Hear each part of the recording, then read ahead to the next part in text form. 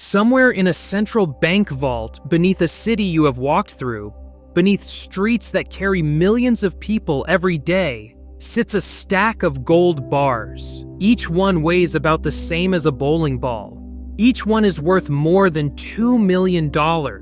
Now think about this. Take every gram of gold ever pulled from the earth, across every mine, every era, every civilization, every flake washed from a river, every ingot melted in a furnace. Stack it all together, melt it into one single cube.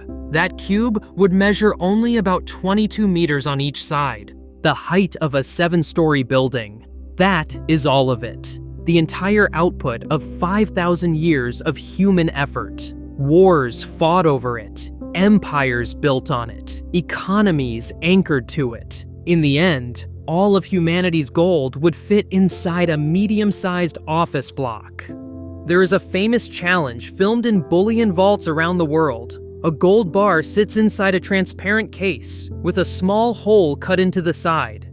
It looks manageable, roughly the size of a large paperback book. Visitors reach in and try to pull it out with one hand. Almost no one can. Not because the opening is too narrow, but because the bar weighs 12.4 kilograms and sits at an angle that destroys any mechanical advantage.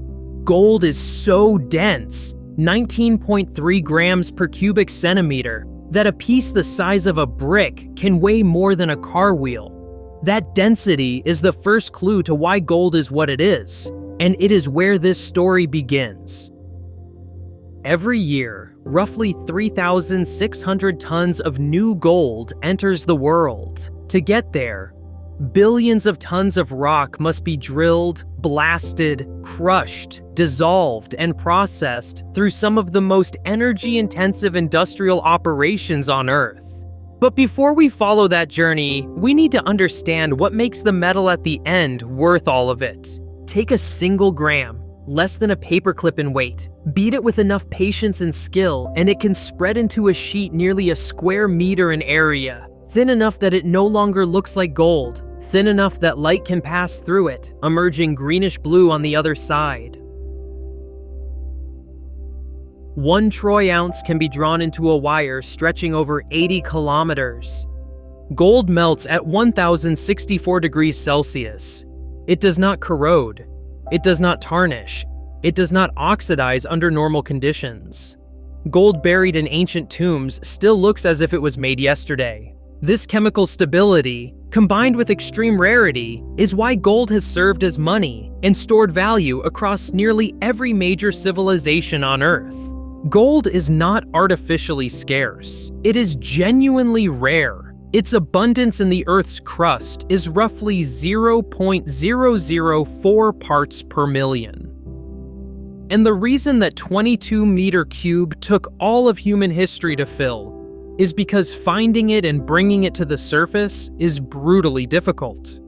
In 2024, global mine production reached about 3,600 tons. China leads, followed by countries like Russia, Australia, Canada, and the United States.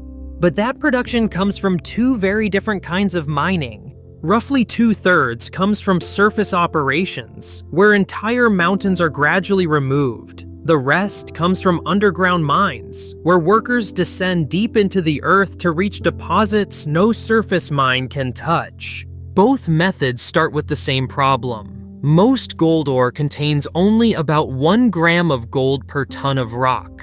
1 gram hidden in a mountain of stone. You cannot see it. You cannot pick it out by hand. The entire industrial machine of modern mining exists to extract something that is, for all practical purposes, invisible. The first thing that goes is the land itself. Before any gold is recovered, everything above the ore must be stripped away. Vegetation, topsoil, and hundreds of meters of waste rock. At a major mine, that process can begin years before a single gram of gold is produced. The scale is hard to grasp. Bingham Canyon in Utah stretches over 4 kilometers wide and more than 1,200 meters deep. It has been operating since 1906. At large mines like this, around 500,000 tons of material can be moved every single day. That requires machines built on a scale that feels almost unreal. The Caterpillar 797F haul truck carries about 400 short tons per trip. Its engine produces 4,000 horsepower. Its tires are nearly 4 meters tall. One tire can cost around $42,000. These trucks run around the clock, hauling ore and waste rock up the spiraling benches of the pit.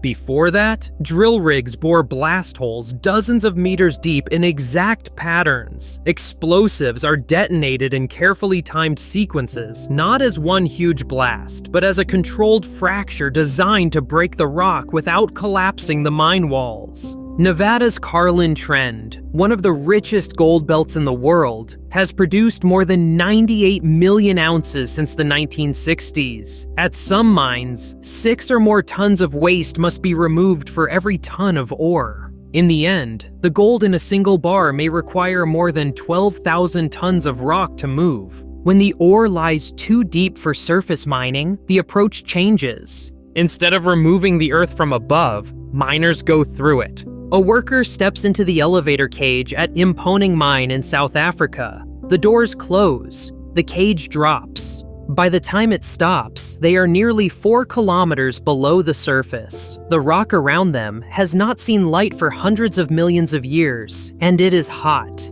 At that depth, the working face can reach around 60 degrees Celsius without cooling, so Imponing pumps thousands of tons of ice underground every day to bring the temperature down to something humans can survive. Underground mines like this target ore that is far richer than surface deposits. While open pit mines may average around 1 gram per ton, underground operations can run at 4 to 10 grams per ton. In the deepest and richest zones, the gold is enough to justify the risk, the heat, the pressure, and the engineering challenge.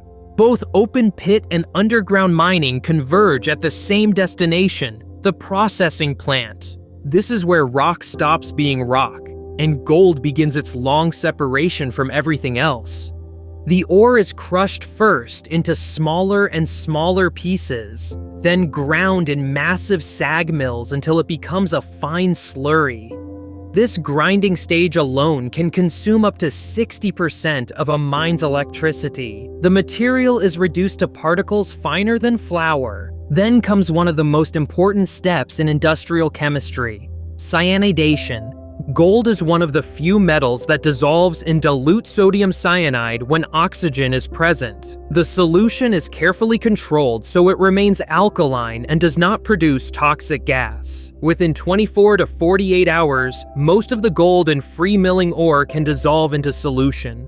Recovery is lower, but it works for deposits too poor for tank processing. The dissolved gold is then captured using activated carbon. The carbon absorbs the gold from solution and concentrates it. The loaded carbon is stripped, and the gold-rich liquid is fed into electrowinning, where electric current deposits the gold onto steel cathodes, and smelted at over 1,100 degrees Celsius. Impurities rise as slag. What remains is poured into molds and cooled into doré, a rough bar that is part gold, part silver, and not yet the final product. From there, the doré travels to a refinery. Most gold passes first through the Miller process, where chlorine gas is bubbled through molten gold to remove impurities. The result reaches about 99.5 to 99.8% purity. For investment-grade gold, the Wohlwill process follows, using electrolysis to push purity to 99.99% or higher.